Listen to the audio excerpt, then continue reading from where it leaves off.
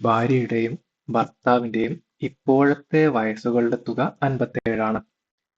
5 വർഷങ്ങൾക്ക് ശേഷം അവരുടെ വയസ്സുകൾ തമ്മിലുള്ള വ്യത്യാസം 5 ആണെങ്കിൽ അവരുടെ ഇപ്പോഴത്തെ വയസ്സുകളുടെ ഗുണനഫലം എത്ര? തന്നിട്ടുള്ളത് ഭാര്യയുടെയും ഭർത്താവിന്റെയും ഇപ്പോഴത്തെ വയസ്സുകളുടെ തുക തന്നിട്ടുണ്ട്. അപ്പോൾ ഒന്ന് എക്സും മറ്റേ വയസ്സ് വൈയും ആണെന്നെടുത്താൽ രണ്ടിൻ്റെയും തുക 57 ആണെന്ന് തന്നിട്ടുണ്ട്. ഇത് ഒന്നാമത്തെ ഇക്വേഷൻ. പിന്നെ പറഞ്ഞു 5 വർഷങ്ങൾക്ക് ശേഷം അവരുടെ വയസ്സുകൾ തമ്മിലുള്ള വ്യത്യാസം 5 ആണെങ്കിൽ, അപ്പൊ 5 വർഷങ്ങൾക്ക് ശേഷം അവരുടെ വയസ്സുകളുടെ വ്യത്യാസം 5 ആണ്. 5 വർഷങ്ങൾക്ക് ശേഷമുള്ള വ്യത്യാസവും ഇപ്പോഴുള്ള വ്യത്യാസവും തമ്മിൽ എന്തെങ്കിലും മാറ്റമുണ്ടോ? ഇപ്പോൾ ഒരാൾക്ക് 30 വയസ്സ്, ഒരാൾക്ക് 35 വയസ്സാണെങ്കിൽ ഇപ്പൊ വ്യത്യാസം 5 ആണ്. ഇനി 5 വർഷങ്ങൾക്ക് ശേഷം 35ഉം 40ഉം ആവും. അപ്പോഴും വ്യത്യാസം എന്ത് തന്നെയാണ്? 5 തന്നെയാണ്.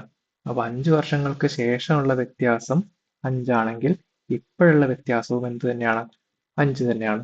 അപ്പൊ ഇപ്പോഴുള്ള വ്യത്യാസം എന്ന് പറയുമ്പോൾ എക്സ് മൈനസ് വൈ, ഒന്നിൽ നിന്ന് അടുത്തത് കുറച്ചാലുള്ളത് 5. അപ്പൊ രണ്ട് ഇക്വേഷൻ കിട്ടി. 2 വയസ്സും കൂട്ടിയാൽ 57, 2 വയസ്സും തമ്മിലുള്ള വ്യത്യാസം 5. അപ്പൊ ഇതിൽ നിന്ന് നമുക്ക് എന്ത് കണ്ടുപിടിക്കാം? എക്സോ വൈയോ കണ്ടുപിടിക്കാം. ഈ ഇക്വേഷൻ തമ്മിൽ കൂട്ടിയാൽ 1+2 ചെയ്താൽ നമുക്ക് എന്ത് കിട്ടും? എക്സും എക്സും കൂട്ടിയാൽ 2x കിട്ടും. വൈയും മൈനസ് വൈയും തമ്മിൽ ക്യാൻസൽ ആയി പോകും. അപ്പോൾ 2x = 57 + 5 62.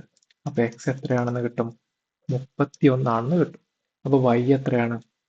എക്സും വൈയും തമ്മിലുള്ള വ്യത്യാസം 5 ആണ്. എക്സ് മൈനസ് വൈ = 5 ആണ്. എക്സ് നമുക്ക് കിട്ടി 31. 31 മൈനസ് വൈ = 5 എന്ന് എഴുതാം. അപ്പൊ വൈ എന്താണെന്ന് കിട്ടും? 31 മൈനസ് 5 = 26 ആണ് എന്ന് കിട്ടും. ഇതിൽ ഏറ്റവും പ്രധാനപ്പെട്ട ലോജിക്ക് ഇതാണ്. 5 വർഷത്തിന് ശേഷമാണെങ്കിലും ഇപ്പോഴാണെങ്കിലും വ്യത്യാസം 5 തന്നെയാണ്. അപ്പൊ നമുക്ക് എക്സ് കിട്ടി, വൈ കിട്ടി. ചോദ്യം എന്താണ്? ഇപ്പോഴത്തെ വയസ്സുകളുടെ ഗുണനഫലം എത്ര? അപ്പൊ ഇപ്പോഴത്തെ വയസ്സ് ഒന്ന് 31 ആണ്, അടുത്തത് 26 ആണ്. ഗുണനഫലം എത്ര കിട്ടുക? 806. ഇതാണ് ഇപ്പോഴത്തെ വയസ്സുകളുടെ ഗുണനഫലം. അതാണ് ഉത്തരം.